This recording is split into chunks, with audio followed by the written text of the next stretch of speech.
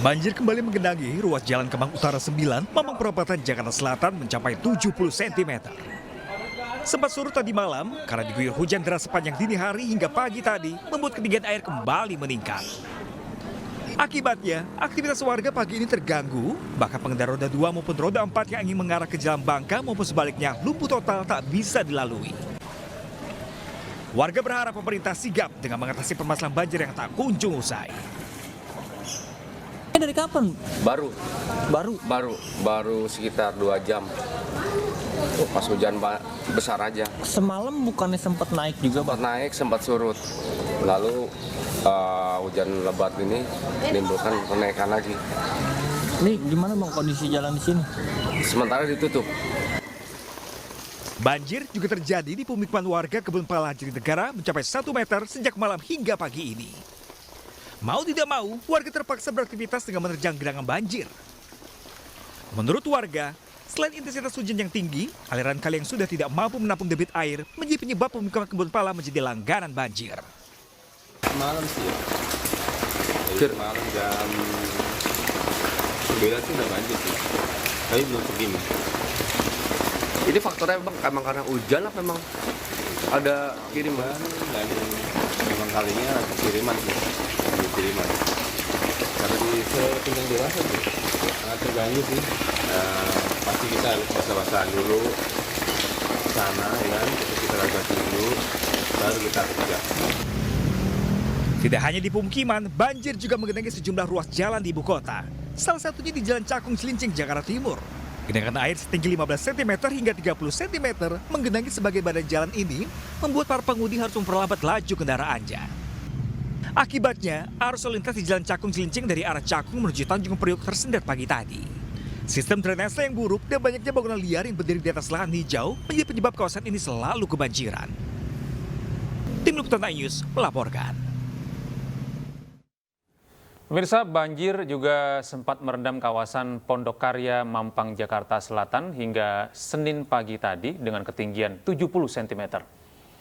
Dan lalu bagaimana kondisinya, kita akan bergabung dengan rekan kami Irfan Hardiansyah langsung dari kawasan Pondok Karya, Jakarta Selatan. Selamat siang, Irfan. Ya, bagaimana situasi terkini di kawasan Anda melaporkan? Selamat siang Gede dan juga pemirsa, saat ini saya sedang berada di Komplek Polri, Jalan Pondok Karya, Mampang Perapatan, Jakarta Selatan. Hingga saat ini situasi di Komplek Polri ini terlihat sudah surut banjirnya. Meski begitu, banjir surut terlihat tadi sejak pukul 10.30 waktu Indonesia bagian Barat. Gede dan juga pemirsa, banjir terjadi menurut pihak keamanan dari Komplek Polri sendiri, banjir terjadi pada saat Minggu malam pada pukul 10 hingga akhirnya surut kembali pada pukul 12 malam. Dan menurut pengamanan, pihak keamanan dari Komplek Polri sendiri, banjir mulai terjadi lagi sejak pukul pagi, sejak pukul 4.30 pagi tadi. Hingga saat ini terlihat ada petugas dari Dinas Sumber Daya Air yang terus bersiaga di Komplek Polri saat ini. Gede dan juga pemirsa, hingga saat ini banjir sudah surut, hingga sekarang banjir tidak cuma genangan saja. Kembali studio, Gede. Baik, terima kasih banyak atas laporannya Irfan Hardiansyah langsung dari kawasan Pondok Karya, Jakarta Selatan, dan selamat kembali bertugas. Pemirsa, ratusan warga perumahan terdampak banjir demo di depan kantor pemasaran perumahan di Kabupaten Bekasi, Jawa Barat. Warga meminta pihak pengembang segera mengatasi banjir yang merendam rumah mereka.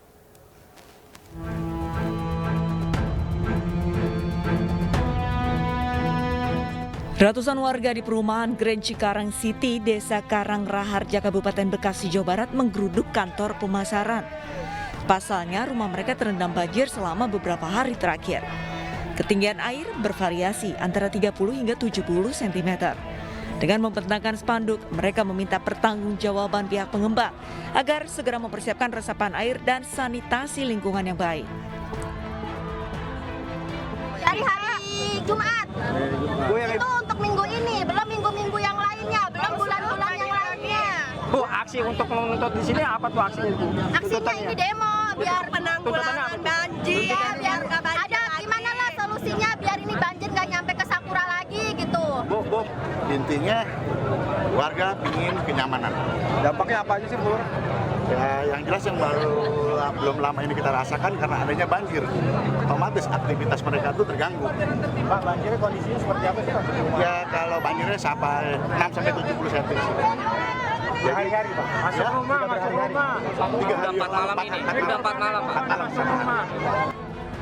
Setelah pihak pengembang bertemu dengan perwakilan warga, mereka berjanji akan segera mengatasi permasalahan banjir akibat proyek pembangunan perumahan yang sedang berjalan. Solusi sementara yang diberikan adalah menutup gorong-gorong air dari pusat genangan di lahan kosong sehingga genangan air tidak masuk ke permukiman warga. Dari Kabupaten Bekasi, Jawa Barat, Didit Junaidi, iNews melaporkan. Pemirsa, sejumlah wilayah di Jawa Tengah terendam banjir seperti di Jepara dan Pekalongan. Di Jepara, akibat luapan sungai Jeratun Seluna, ratusan rumah di desa Sowan Kidul dan sawah terendam banjir. Sementara di Pekalongan, Jawa Tengah, pemirsa, warga berharap pemerintah menyediakan rumah pompa untuk mengatasi banjir.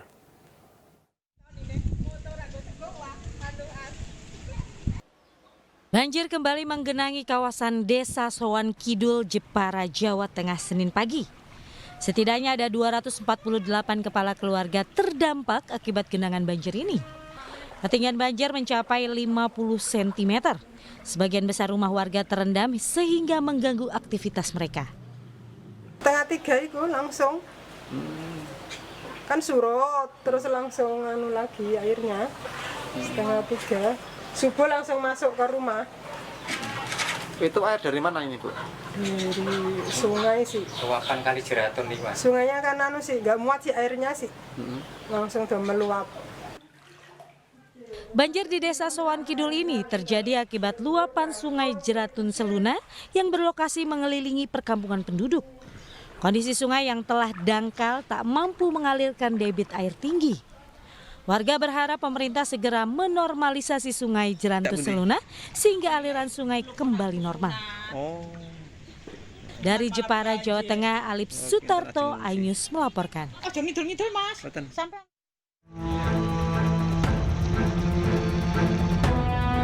Ratusan rumah masih terendam banjir di Kampung Meduri dan Kampung Baru, Kelurahan Tirto, Kota Pekalongan, Jawa Tengah. Ketinggian air bervariasi antara 50 hingga 70 cm. Jika dibandingkan 3 hari lalu, ketinggian air mulai berangsur surut. Namun warga berharap pemerintah setempat segera menyediakan rumah pompa untuk mengalirkan air ke sungai. Kendalanya apa sih, Pak? Kendalanya untuk satu ya kita harus ada benar-benar rumah pompa untuk menyedot air dari pemukiman ke sungai. Jadi biar cepat kayak sebelah-sebelah juga gitu. Jadi biar warga nggak terlalu resah gitu. Warga kian resah karena setiap musim penghujan ataupun rob, perkampungan mereka selalu terendam banjir. Sedikitnya 300 warga masih bertahan di tempat pengungsian. Mereka membutuhkan bantuan berupa makanan, obat-obatan, dan air bersih.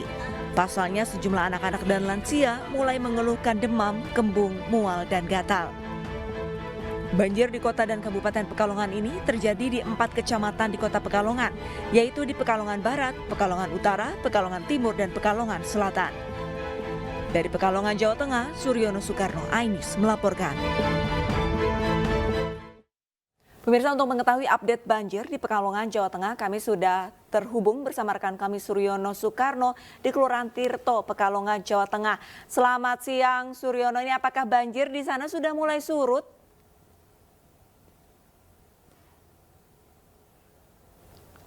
Ya, Suryono. Suryono. Halo.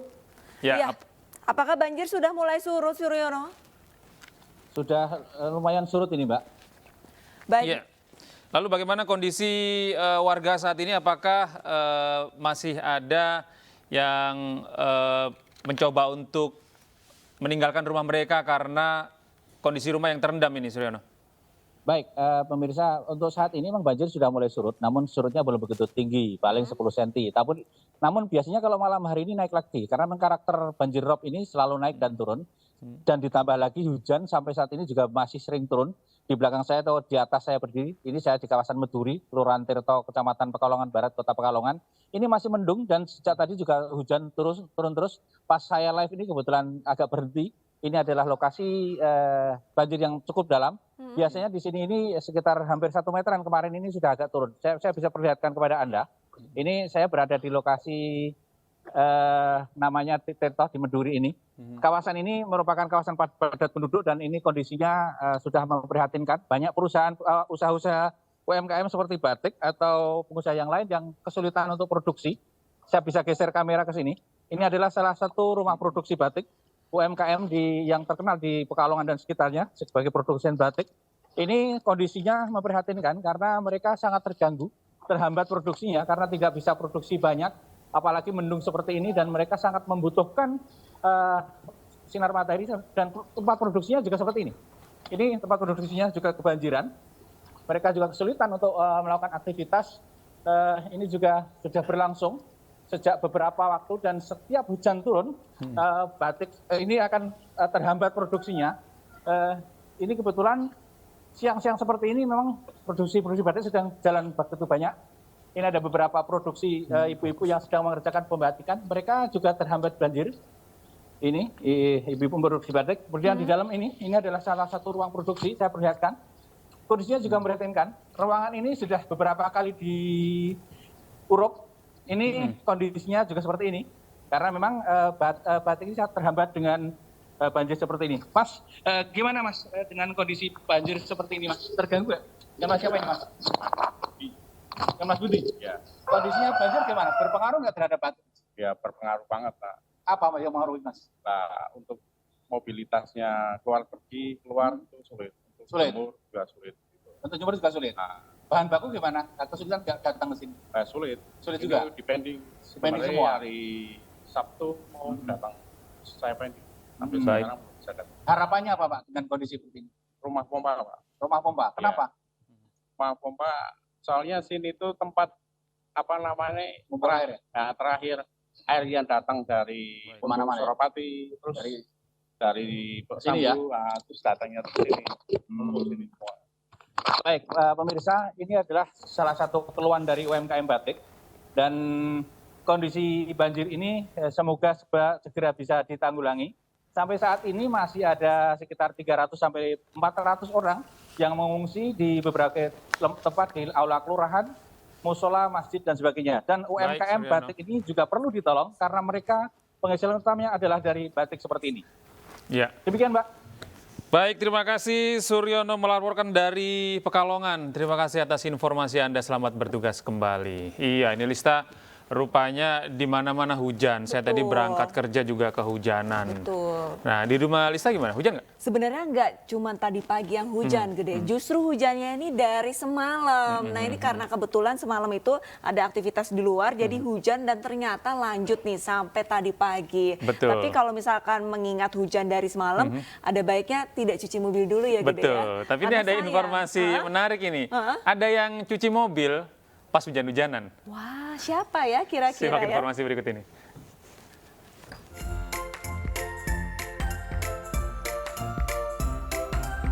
Ayo nyuci mobil. Mobil siapa sih ini? Kotor banget. Plat merah kok kotor gini sih? Duh, nggak malu apa ya? Sampai dicuciin Ibu Menteri loh. Mana Ibu lagi pakai baju putih lagi? Nanti kalau bajunya kotor gimana Bu Menteri?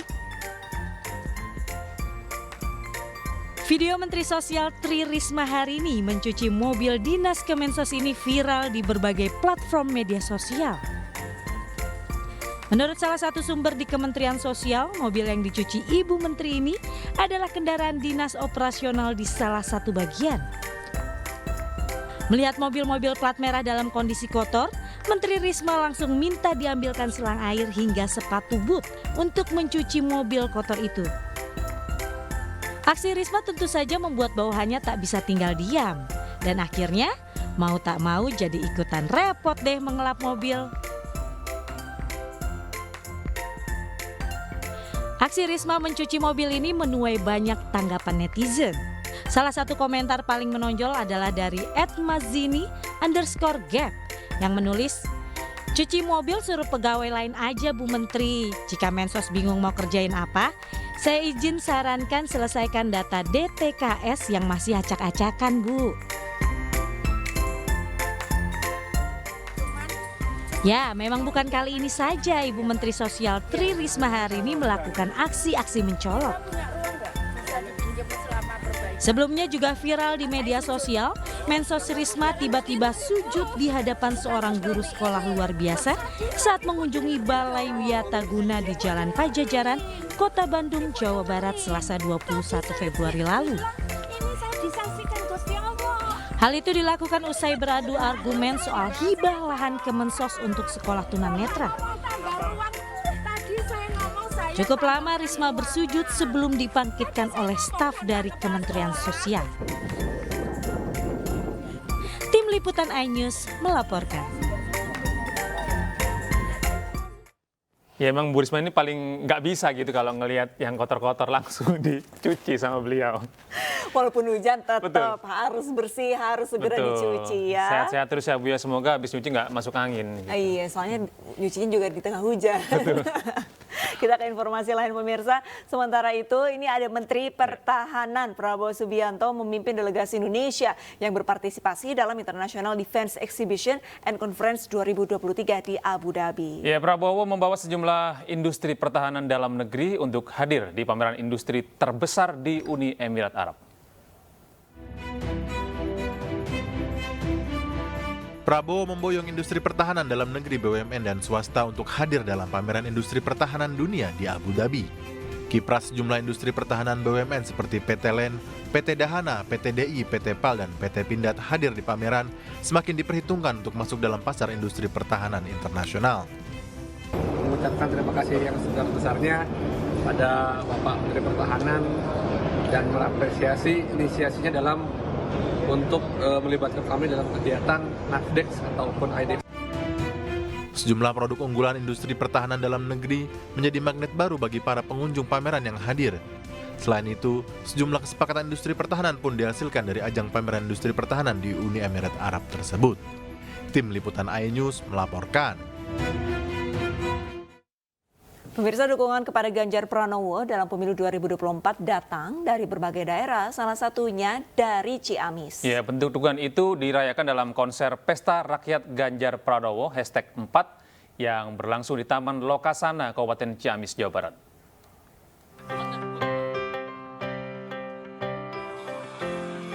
Konser Pesta Rakyat Ganjar Pranowo #4 dimeriahkan sederet musisi tanah air. Salah satu yang paling ditunggu-tunggu adalah penampilan kuburan band yang membawakan hits-hits terbaik mereka seperti Saredona dan Tak Mungkin.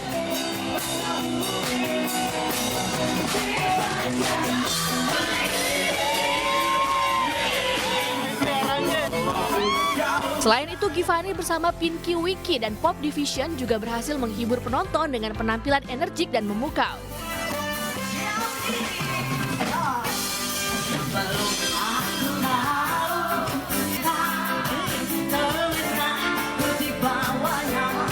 Dalam kesempatan itu, kuburan band mengapresiasi antusiasme warga Ciamis yang sangat luar biasa, sekaligus menyampaikan harapannya untuk Ganjar Pranowo. Oh ya, tanggapannya sangat luar biasa sekali ya. Lebih meriah dong. Semoga apa yang kita bawa di sini, apa yang kita tampilkan bisa dinikmati oleh banyak orang di sini, bisa dinikmati oleh sahabat Ganjar semua di sini, dan juga bisa memeriahkan acara di sini. Selama acara berlangsung, sahabat Ganjar juga menyediakan door prize menarik berupa sepeda motor, voucher belanja, dan juga pulsa. Tak heran jika acara ini disambut antusiasme warga Ciamis yang hadir untuk menonton, sekaligus memberikan dukungan kepada Ganjar Pranowo di Pilpres 2024 mendatang. Masyarakat Ciamis melihat Pak Ganjar karena melihat sosok Pak Ganjar itu seorang tokoh masyarakat, juga tokoh nasional. Dengan kinerjanya yang bagus lah gitu, mau turun ke bawah gitu. Jadi mereka sangat bersimpati lah kepada Pak Ganjar. Acara Pesta Rakyat Ganjar Pranowo #4 ini diharapkan dapat menghibur warga Kabupaten Ciamis sekaligus menjadi ajang mengenalkan figur Ganjar Pranowo. Dari Kabupaten Ciamis, Jawa Barat, Tim Liputan iNews melaporkan. Sementara itu, Banteng Muda Indonesia atau BMI meresmikan gedung baru di kawasan Tebet, Jakarta Selatan. Peresmian gedung baru ini menjadi pendorong sekaligus semangat untuk terus bergotong royong dan berkreasi dalam memperjuangkan kepentingan kaum muda.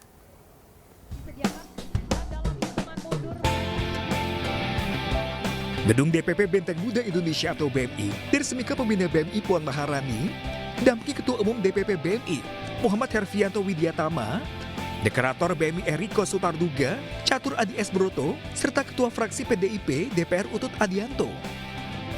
Selain itu, sejumlah tokoh dan fungsionaris PDI Perjuangan lain juga hadir dalam acara ini.